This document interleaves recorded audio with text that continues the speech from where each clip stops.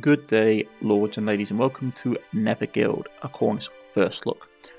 This is a turn-based strategy roguelike dungeon crawler, developed and published by David Vinokurov. If I have pronounced your name incorrectly, I do apologise, but it is Vinokurov. Let us dive into this. This game took me by surprise. It's a very interesting little title. It's still in very early access, as you can see here. But let's just check out the settings. So basic music settings are good. I would recommend you turn the sound effects down though, because some noises are very, very loud. A whole lot of bunch run in the background, UI scaling, which is nice. A whole bunch of other things, which is very pleasant. So a pretty good setup for settings for roguelike, to be honest. A nice generalized settings. Controls, you can remap all your controls, which is very pleasant. So yeah, so far I'm quite happy with the settings. So let's dive into the base game. Actually, I didn't mean to do that. So let's quickly go back to main menu. So I wanted to show off the opening intro. Far beneath the land and the very ground we walk upon was the kingdom of Gaia. A brilliant kingdom of engineers and inventors who were our greatest allies in ages past. We aid each other through conquest, trade and research. Through plague and ruin, through victory and prosperity. However, our friendship shattered. Once the Gaians discovered heretical secrets of immortality, this grave scene left us no other choice but to seal the path to their world forever. But now there are rumours of a deadly gruesome plague on Westnor's outskirts. Pestilent calamity that threatens to destroy our kingdom. Thus, 500 years after the sealing of the underworld, the king and his royal council have created the Netherguild. A guild for delving far underground. They have summoned you a noble to assemble a team of loyal expeditionaries. Retrieve the cure from our ancient allies.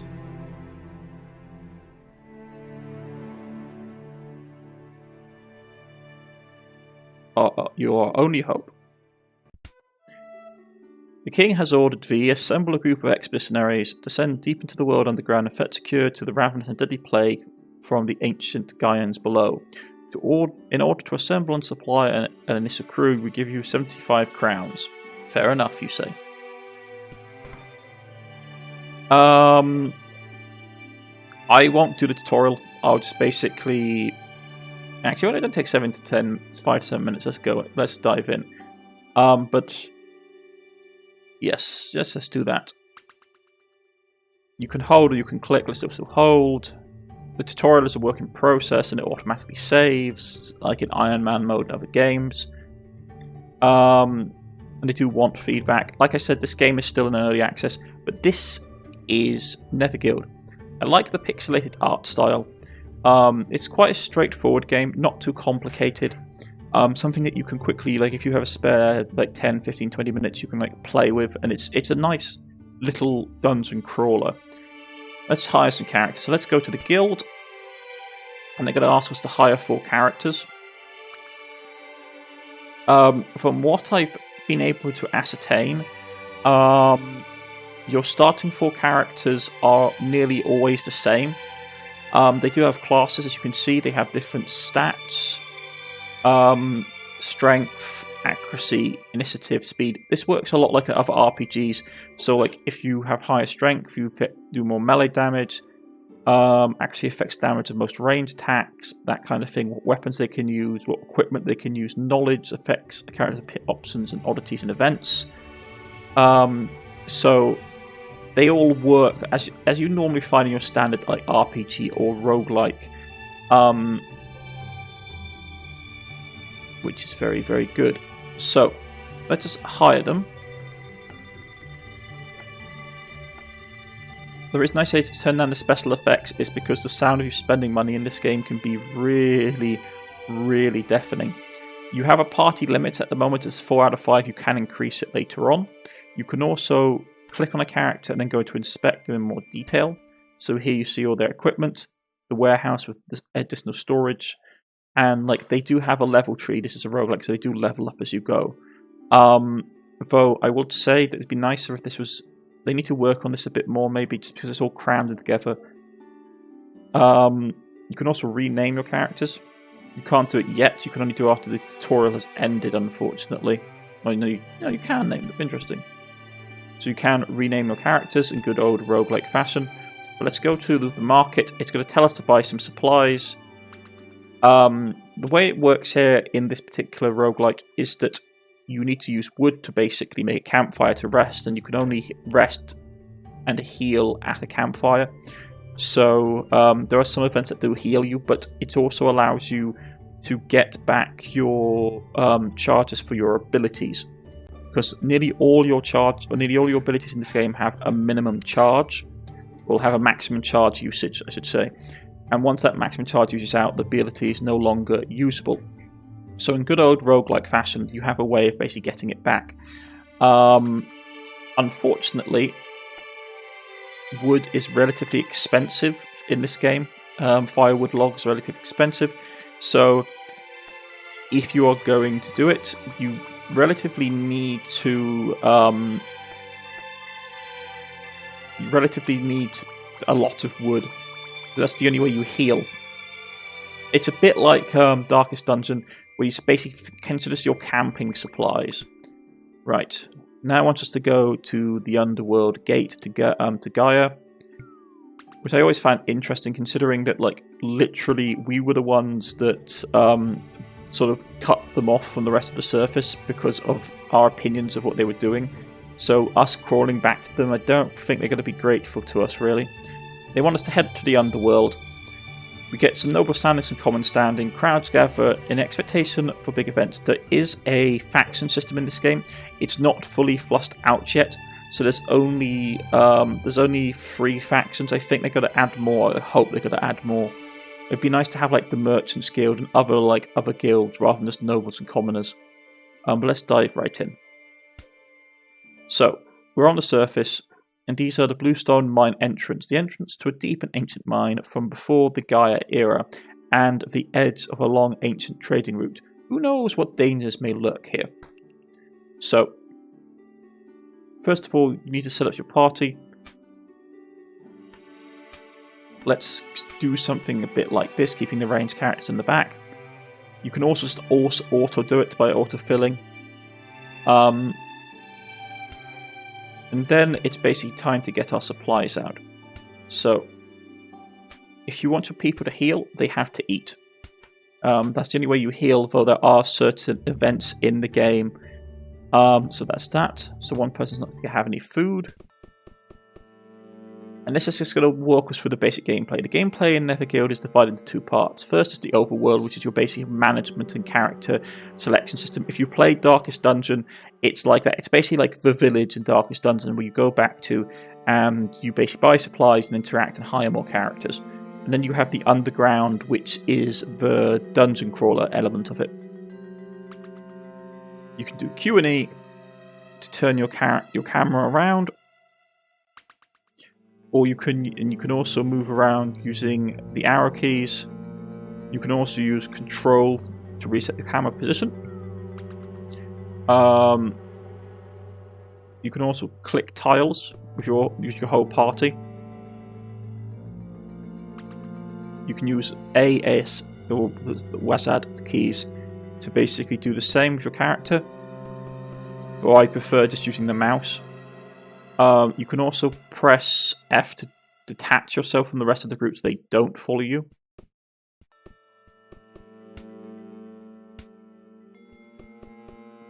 And you can end your turn. At any time, you may switch between characters to end their turn. The most direct way to doing it is simply pressing the end turn button, or you can press the space button here. Ending the character's turn basically skips things forward. Excellent. Then you've got your inventory, which is your standard press I, or you can press the indicators up here. You can also press the skill tree buttons where to get your skills open. So there we go. There's our supplies. Well done. Now the basic. Go forth and explore the world. More tooltips basically come apparent the longer you play. So here we are. Let's see. Ooh, pick. Quest item. Practical pick. So we can mine some ores if we find some ores. Fantastic. Oddities. While exploring underground, you may come across oddities.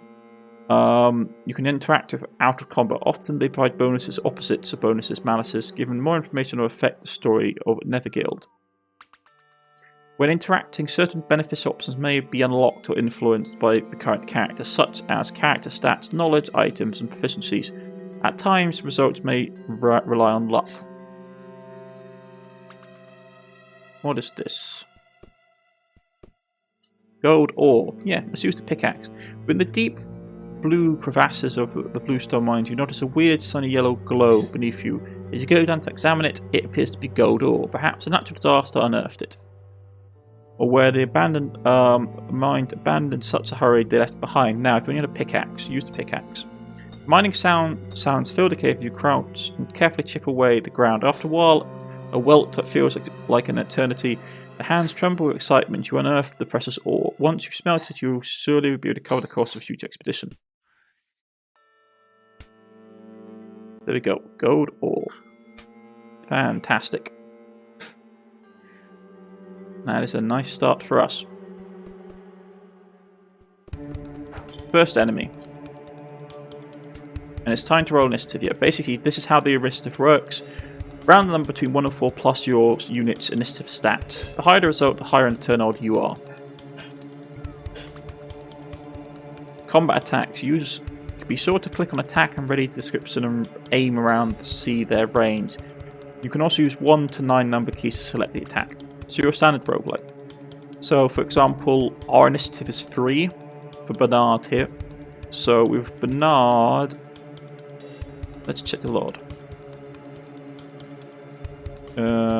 Amelia. Amelia rolled 3 and got 3. So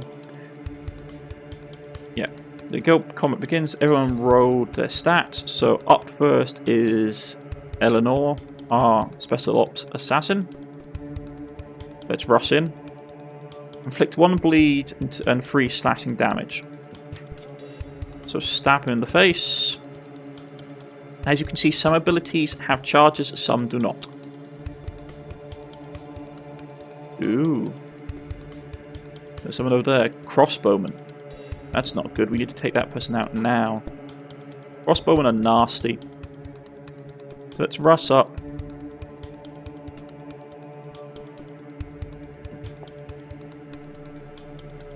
You seem to be bandits. And we shot the guy in the face. I'm trying to keep my damage down. One of the things I learned when playing this game is that damage mitigation is really important. Now you can't stack abilities yet. As you see, the unit has been hit with the same status twice.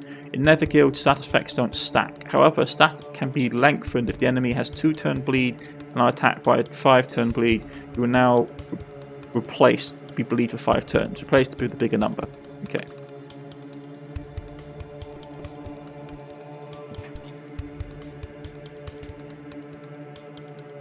Don't want to use up any of my normal charges. Let's just kill him.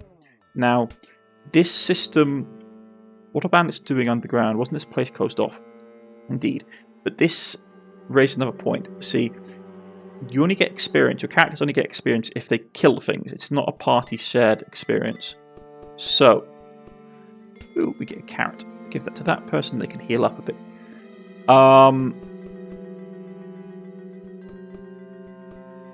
It's a shame. One thing I'd love to see would be more interactables in the dungeon. I know it's still early on. Okay. Creature behaviour. Different creatures you encounter on ground will have different behaviours. Some will be docile and peaceful. For example, blue crab shrimps attack if responding to being attacked. However, hunting creatures like this might give you some benefits. For example, they may drop useful items. So yeah, let's get to hunting.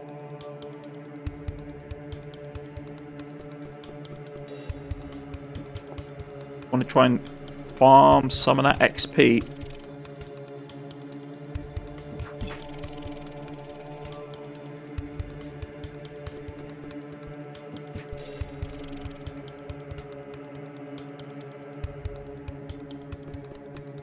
Use up some of our charges, but getting a bit of XP is never too bad. Ooh, bit of bleed damage, a bit of a hit. Not great. Cooldown, yeah, basically this is your standard roguelike, so all your abilities have cooldown on them. So some abilities take longer to recharge than others.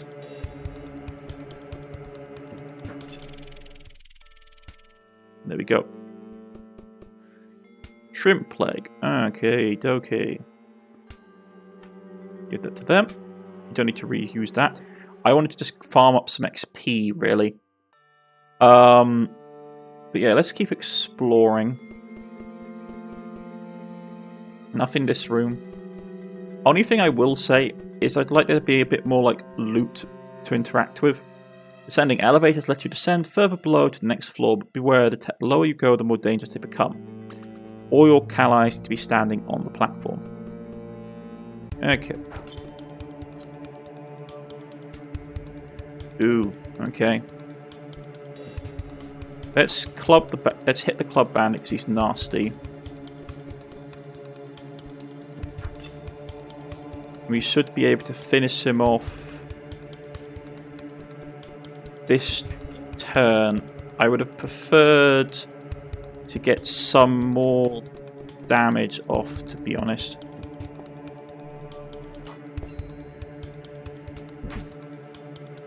Okay, he's got to shoot with 3 piercing, which is a nasty hit, but we can still deal with that. As far as you can go.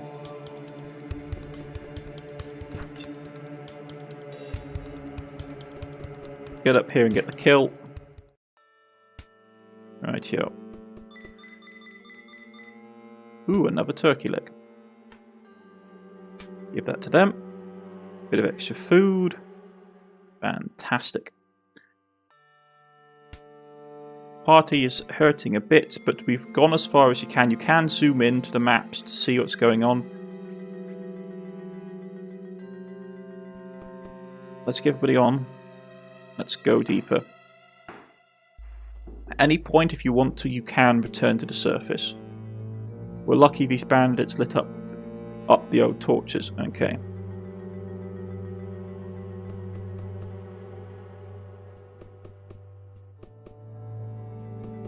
Let's see. Try to loot it. Strength check. Yep. So we got another silver ingot. We're doing really well for loot. Because we haven't actually got a lot of funds. There's a lot of enemies in here. A crossbowman and a couple of melee troops. So we probably want to kill this guy as quickly as possible. Dagger bandit user. Okay. He's gonna die, so let's stun rush this guy down. Lock him up.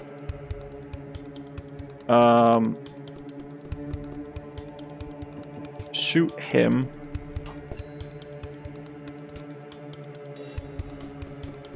You can get in there and stab him and he'll die from the bleed this turn. Ooh, lots of lovely rewards.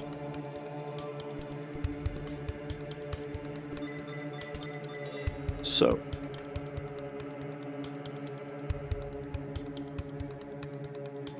Some more food.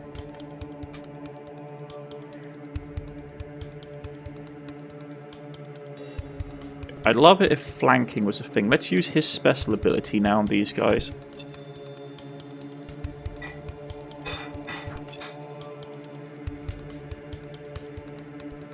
And we can shoot this guy as well. get through his armor. Extra money. His turn ends. And we just kill them all. Fantastic. This expedition is going much better than my first one I did in this game.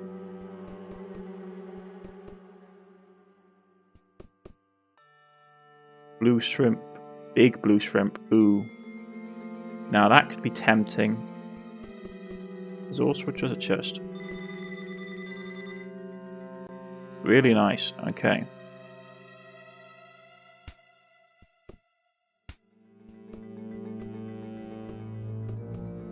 Anything else here? Now we have to be careful of stuff that's really big because they may mess us up if we're not careful. Shrine of the God.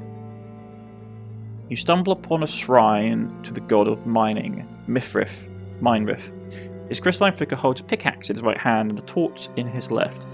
Let's sacrifice a turkey leg. It seems to me that I've accepted your sacrifice. The delicious smell of the burning turkey leg reinvigorates your party.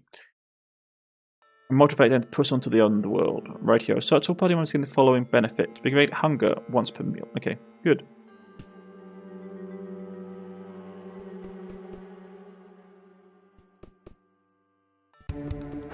Enemies. Okay. Ooh, there's a lot of them as well.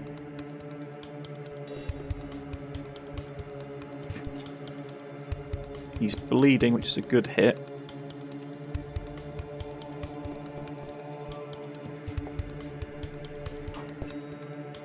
That's not enough to kill him. Ooh. Stun-locked him. We need to get the crossbowman out of the way.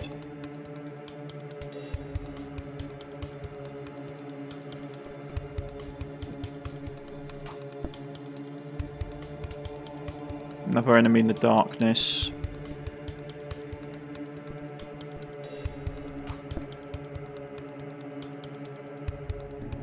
There's a lot of them here.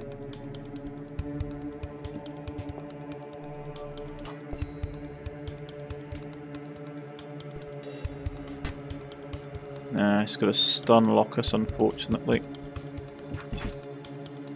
Take care of him.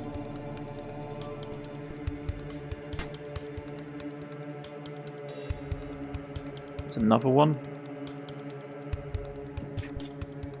Okay, let's keep stabbing.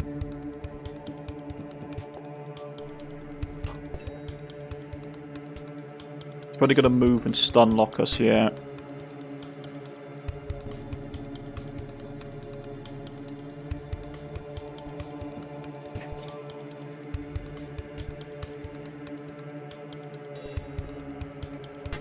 This is a nasty fight.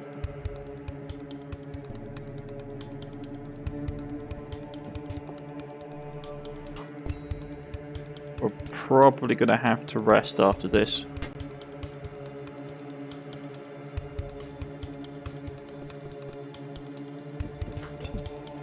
Okay, he leveled up.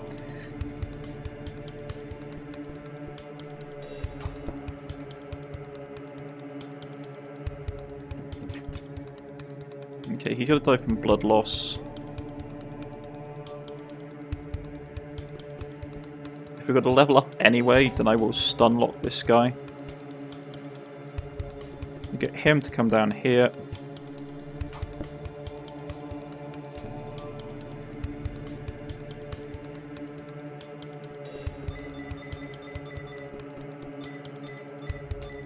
You can grab the turkey leg.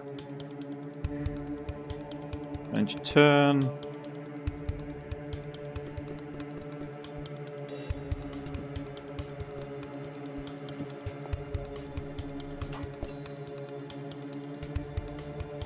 Then we chop this guy. So, people have upgraded. Let's have a look. We can get Rally. Maximum usage of 1. It takes 9 turns to cool down.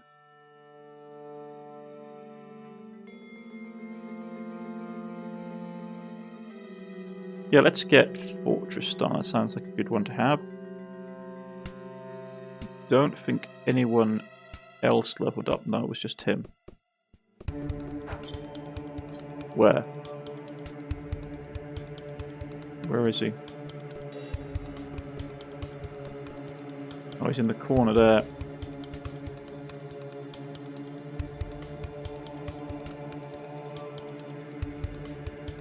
Didn't mean to end a turn. Yeah, you're gonna have to rush this guy down.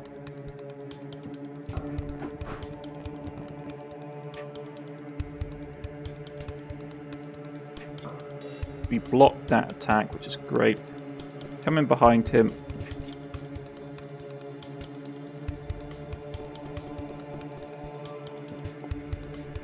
And arrow to the face. Right.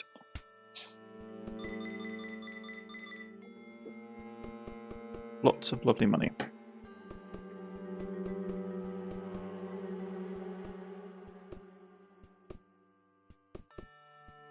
There's the elevator.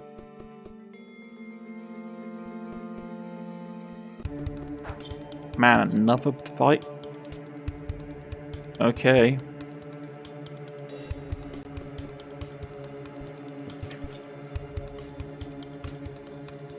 Got him.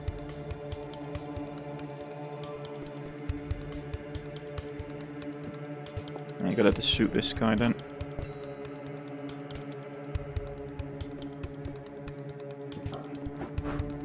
Block him.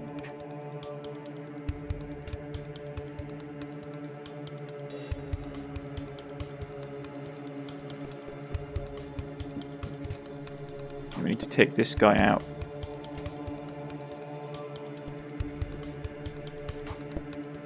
Yeesh. Yeah. Yeah, you can run away. You can basically, if those are getting too tough and you're worried about losing your characters, you can run away by having all your units far enough from combat, or they can flee. Fleeing is attempt to by pressuring the flee button at the top right of the screen. However, trying to flee has a 55% chance to work. If successful, it makes characters drop all their inventory items. You basically lose all your stuff if you do this.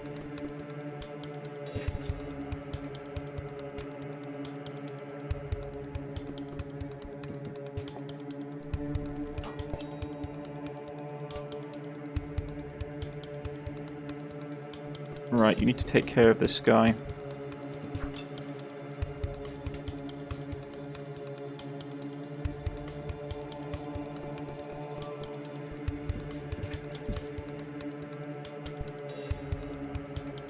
He's got to bonk him, which is fine. You can move back down.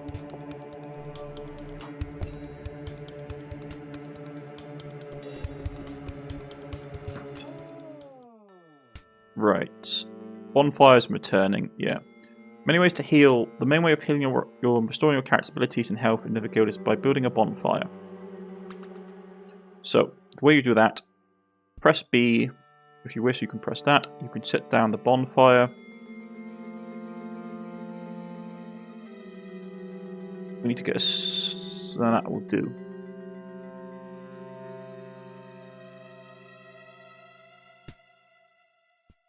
First of all, let's get some supplies.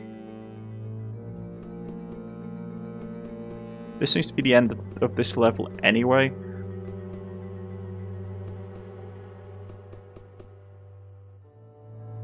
So let's get back into here. There you go. Now your characters have a bonfire. So if we want to just get everybody around the bonfire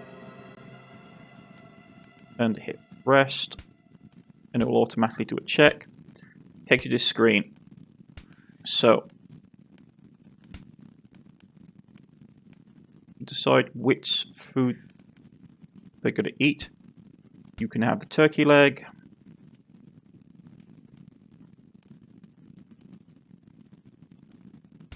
Yeah, you eat the turkey leg as well. You get the parsnip. You can also like switch items.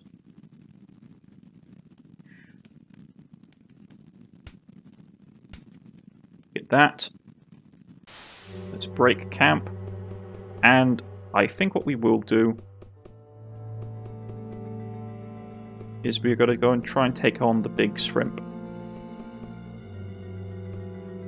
Which may or may not be a bad idea, but let's try anyway.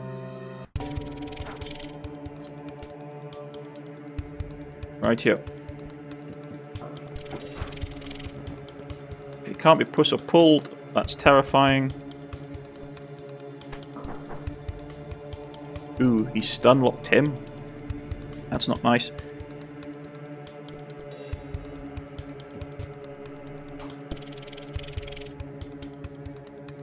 But this is a big monster, so we should expect him to be a challenge.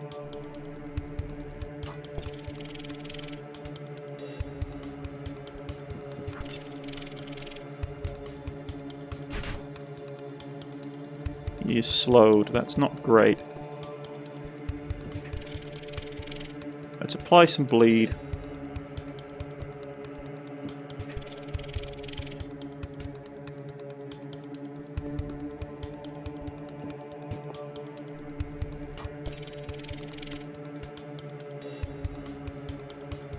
Let's try and stun lock him again. Yeah, he's stun locked. He's not. He can't be stun locked.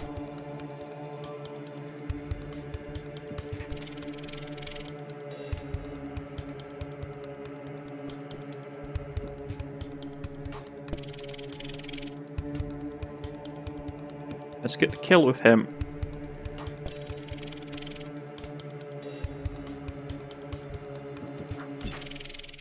There we go, and get a ton of experience for doing it in the process. And what was in his box? Crystal shrimp leg big, okay. Always good to get supplies in this game. And we did that, and now we can return to the surface. Ooh, a pair of boots. Sturdy boots. Minus initiative, but sturdy kick. Now we can always just put them in our backpack for now. I swear that wasn't full when we came. Does it recharge? Oh. Interesting. Maybe because we rested, that's probably what it was. But let's return to the surface.